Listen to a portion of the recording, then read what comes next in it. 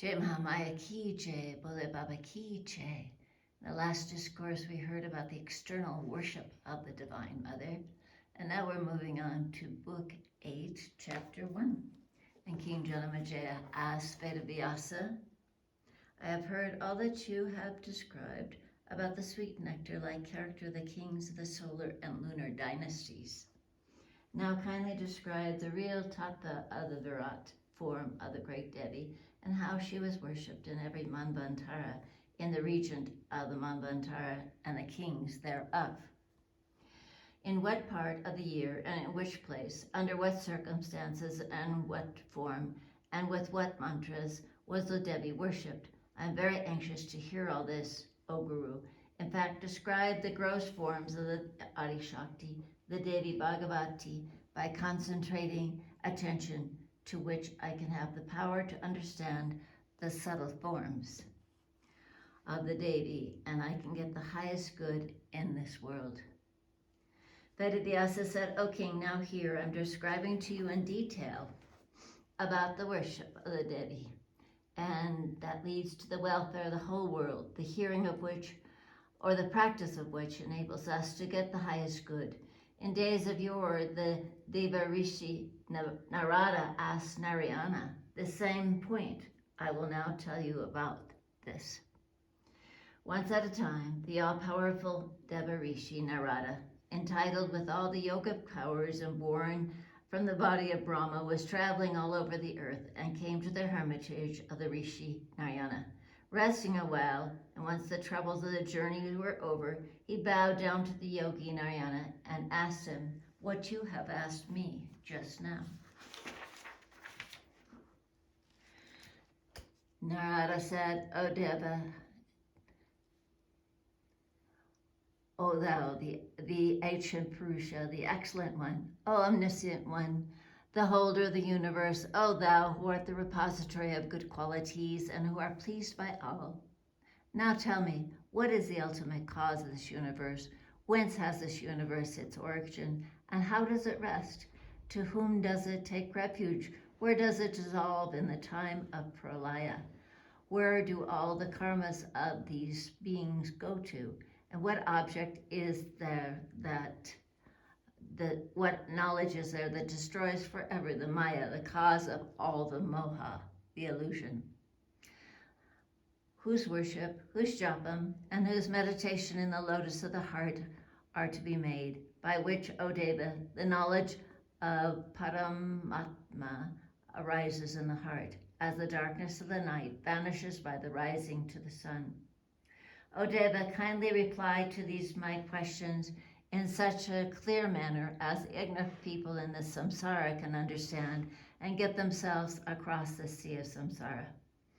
Thus asked by the Deva Rishi, the ancient Narayana, the best of the Munis, the great yogi gladly spoke, O Deva Rishi, here I will now speak to you all the tattvas of this world, knowing which the mortal never falls into the illusion of this world.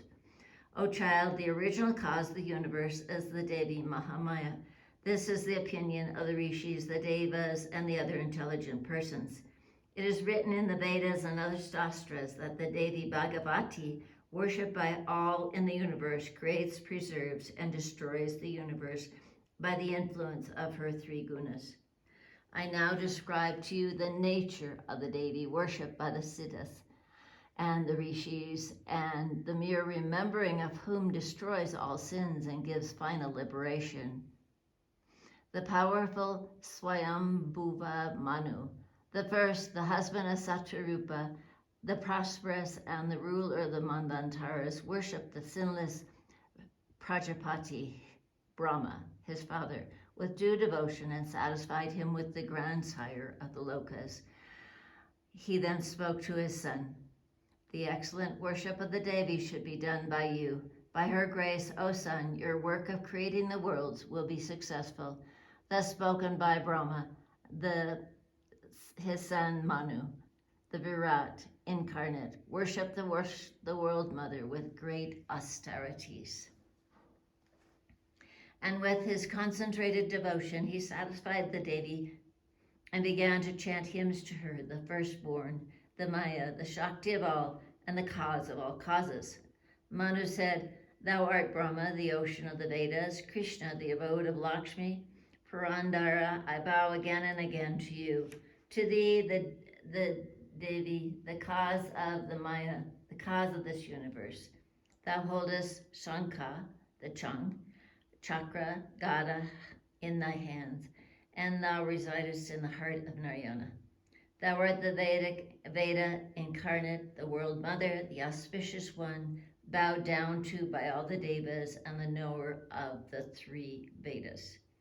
O Lord, O thou endowed with all powers and glory, O Mahamaya, thou residest in the better half of Mahadeva, and thou dost all what is dear to him. Thou art the most beloved of Nanda, the cowherder, in the form of Mahamaya and the daughter who concealed Krishna and slipped from the hands of Kamsa. Thou gave us much pleasure and wert the cause of all the festivities.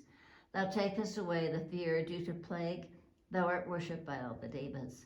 O thou, the auspicious Bhagavati, thou art the welfare of all incarnate. Thou fructifiest the desires of their success. Thou art the one to whom all take refuge, and thou removest all their dangers. O thou, O three-eyed one, O Gauri Narayani, obeisance to thee. I bow down to the ocean of all brightness, splendor, without beginning or end, the one consciousness wherein their endless universes rises and remains interwoven therein. I bow down to the Devi, whose gracious glance enables Brahma, Vishnu, and Shiva to do their respective works of creating, preserving, and destroying the universe. O Devi, thou art the only one whom all can bow to, since the lotus-born Brahma, terrified by the horrible demons, was freed by thy powers only. O Bhagavati, thou art modesty, fame, memory, luster. Thou art Lakshmi, Giriji, the daughter of the Himalayas. Thou art Sati, Daksha's daughter. Thou art the Savitri, the mother of the Vedas. Thou art the intelligence of all, and thou art the cause of fearlessness. So I now merge myself in reciting thy japam, thy hymns, and thy worship. I meditate on thee and see thy form within my heart and hear thy praises. Be graciously pleased with me, O Devi. It is by thy grace that Brahma is the revealer of the four Vedas, Vishnu is the Lord of Lakshmi, Indra is the Lord of the Devas and the three worlds. Varuna is the Lord of waters, Kubera is the Lord of wealth, Yama is the Lord of the dead, Nyatra is the Lord of the Rakshasas, and Soma is the Lord of the water element and praised by the three worlds. Therefore, O auspicious mother, I bow down again and again to thee. Narayani said, O child, when Manu, the son of Brahma, chanted thus the hymns to the Adishakti Bhagavati, she became pleased and spoke to him thus. The Devi said, O king, the Brahman's son, I am pleased with your devoted worship and hymns and ask boons from me. What do you desire? Manu said, O Devi, if thou art graciously pleased, grant that my creation be finished without a hitch. The Devi said, O King of Kings, by my blessing your work of creation will be completed without any obstruction, and by your punya, your merits, they will no doubt multiply on and on. He who reads with devotion this hymn, composed by you, will get sons, fame, and beauty in this world, and in the end he will be entitled to get the highest place.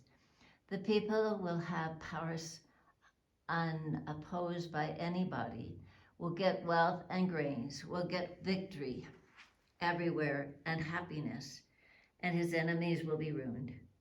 Narayani said, O child, the Devi Bhagavati Adishakti granted thus the desired boons to Swayambhuva Manu and vanished away at once from his sight.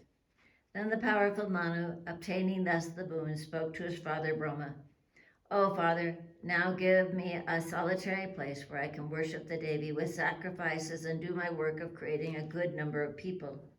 Hearing thus the words of the son, the Prajapati Brahma, the Lord, thought over the matter for a long time, how this work could be done. Alas, I have spent an endless time in this work of creation, but as yet nothing has been done.